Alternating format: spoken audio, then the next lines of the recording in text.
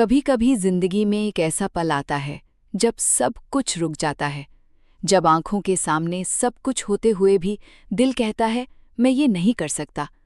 जब हाथ थम लेते हैं, जब पैर आगे बढ़ने से इनकार कर देते हैं, जब भीतर से एक आवाज आती है, हे भगवान मुझे रास्ता दिखाओ। आज से हजारों साल पहले कुरुक्षेत्र की उस पवित्र रणभूमि में एक महान योद्धा के साथ ठीक यही हुआ था। और उस एक पल में जो दिव्य संवाद हुआ वो आज भी, इस क्षण भी आपके और मेरे जीवन का मार्गदर्शक है।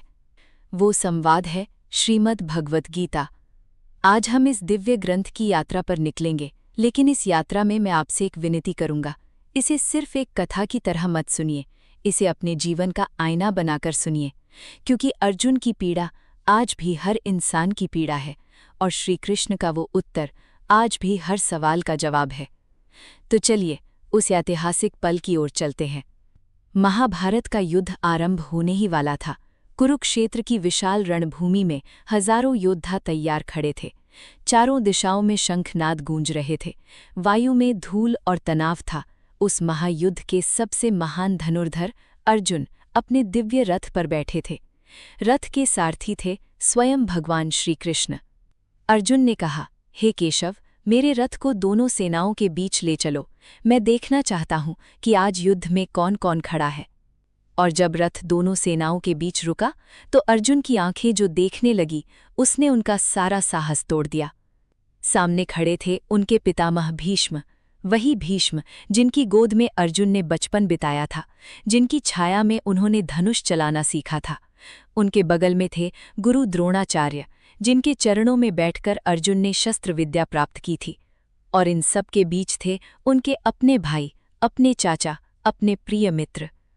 अर्जुन का दिल डूब गया।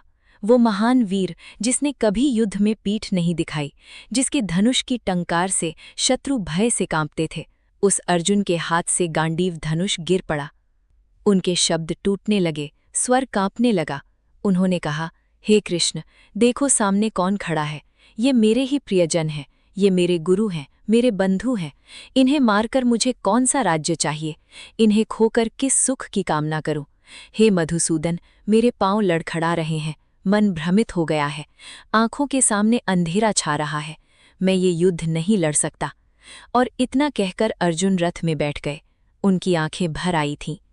मित्रों, यहाँ रुककर एक पल सोचिए, क्या आपके जीवन में भी कभी ऐसा क्षण आया है जब आप जानते थे कि ये कदम उठाना जरूरी है, लेकिन मन ने कहा नहीं, मैं ये नहीं कर सकता? जब सामने वाला अपना ही था और इसीलिए और भी कठिन था। जब जिंदगी का गांडीव हाथों से गिर पड़ा था। अर्जुन की पीड़ा आज के इंसान की पीड़ा से अलग नहीं है, बस परिस्थितियां बदली हैं।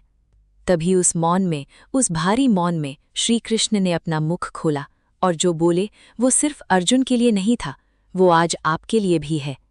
भगवान श्री कृष्ण ने बड़े प्रेम से लेकिन दृढ़ता से कहा, हे अर्जुन, तुम बातें तो बड़े ज्ञानी की सी कर रहे हो, परंतु जो वास्तव में ज्ञानी होता है वो इस प्रकार शोक और विलाप नहीं करता।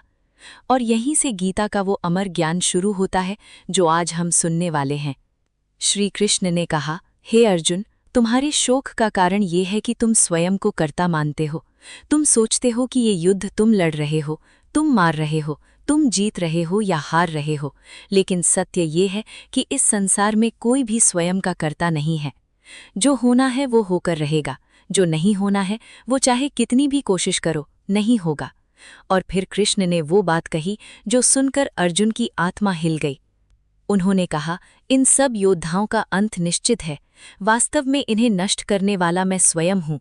तुम केवल एक माध्यम हो, एक निमित्त। ये सुनकर शायद आपके मन में भी एक सवाल उठा होगा, अगर सब कुछ तय है, अगर हम सिर्फ निमित्त हैं, तो फिर हम कोशिश क्यों करें, कर्म क्यों करें? और यही सबसे बड़ा प्रश्न है। इसी का उत्तर है गीता का सबसे प्रसिद्ध संदेश। श्री कृष्ण ने कहा, कर्म करो लेकिन फल की चिंता मत करो। ये वाक्य बहुत छोटा है, लेकिन इसकी गहराई अथाह है। हम में से ज्यादातर लोग क्या करते हैं? हम कर्म करने से पहले ही फल की चिंता में डूब जाते हैं। क्या होगा अगर ये नहीं हुआ? क्या होगा अगर मैं असफल रहा? क्या होगा अगर लोगों ने गलत समझा? और इसी चिंता में हम या तो कर्म करना छोड़ देते हैं या जो करते हैं उसमें मन नहीं लगाते। कृष्ण कहते हैं, ये गलत है। तुम्हारा काम सिर्फ इतना है कि अपना कर्तव्य पूरी निष्ठा से करो, परिणाम ईश्वर के हाथ में छोड़ दो। सोचिए, जब भी आपने किसी काम को बिना फल की चिंता किए सिर्फ अपने दिल से किया है तो कैसा महसूस हुआ है, कितनी शांति थी उस पल में, कितना हल्का था मन। वही अवस्था गीता की है। आगे भगवान ने कहा, हे अर्जुन, हर इंसान का अपना एक धर्म होता है, अपना एक कर्तव्य होता है।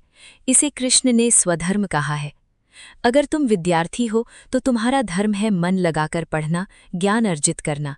अगर तुम माता पिता हो तो तुम्हारा धर्म है अपने बच्चों को अच्छे संस्कार देना, उन्हें सही और गलत का भेद सिखाना। अगर तुम एक मित्र हो तो तुम्हारा धर्म है सच्चाई से, निस्वार्थ भाव से अपने मित्र के साथ खड़े रहना।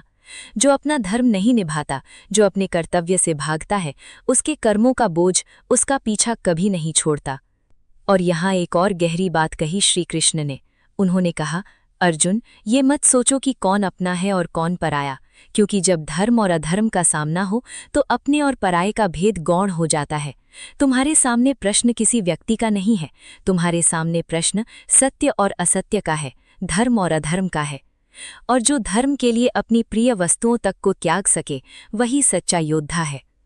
अब भगवान ने उस रहस्य की बात की जिसे जानकर मनुष्य के जीवन से मृत्यु का भय सदा के लिए समाप्त हो जाता है। श्री कृष्ण ने कहा, हे अर्जुन, जिस चीज के लिए तुम शोक कर रहे हो उसके लिए शोक करने योग्य नहीं है।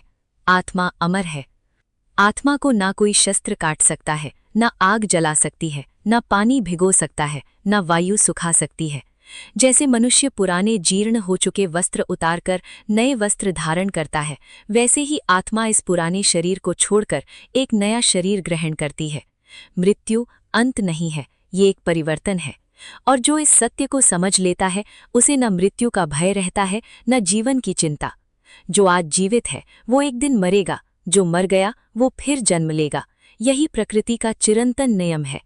इसे जानकर, इसे स्वीकार करके जो जीता है वो वास्तव में जीता है। इसीलिए गीता कहती है, ज्ञानी पुरुष ना तो मरे हुए के लिए अत्यधिक शोक करते हैं और ना ही जीवित से अत्यधिक आसक्ति रखते हैं। वे जानते हैं कि दोनों ही अवस्थाएं बदलती रहती हैं। अब एक पल रुकिए, क्या आपके जीवन में कोई ऐसी पीड़ा है जो बहुत पुरानी है? कोई खोया हुआ अपना, कोई टूटा हुआ सपना, कोई ऐसी बात जो आपको अंदर से खाए जा रही है?